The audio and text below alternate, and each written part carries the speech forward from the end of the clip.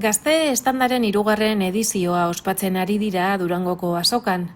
Egunean zehar, haiei begirako makina bat ekitaldi prestatu dituzte. Durangoko azokatik eta Gerediaga elkartetik garrantzi handia ematen diogu kultur transmisioari, eta duela 3 urte hasi ginen gazte estanda hau aurkezten eta plazaratzen gazteak gerturatzeko asmoz. Izan ere ikusten dugu gazte sortzaileak hartu dutela lekua Durangoko azokan eta euskal kulturgintzan, baina behar dituela adinkideak, hartzaile adinkideak. Eta orduan ikusten genuen gure esku bazegoela hor bete gabeko espazio bat, gaztei begirako espazio bat, eta hortik sortu da gazte estandako eguna. Saiatu gara aurten gaur abenduaren 6an egitaraua gaztei zuzentzen, gaztei begirako egitarau bat egiten, eta gaurko egitarau guztia beraz gaztei zuzendutakoa izango da gune guztietan eta espazio guztietan.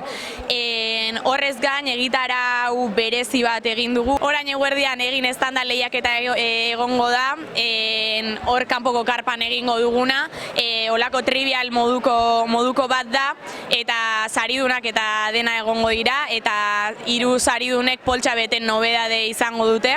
Eta gauez, egitarau ofiziala amaitzen denean, kanpoko karpan baita ere kontzertu bereziak egongo dira, Nektar Nasker eta Xaukena Xauk izango dira goizaldeko ordubiak arte, eta hori da gure asmoa gazteak etortzea eta gazteek ere goizaldera arte luzatu dezaten azokako egitaraua. Antolakuntzatik gazte guztiak animatzen ditugu etortzera, gazte estandan parte hartzera eta Durangora bisita bat egitera etortzera.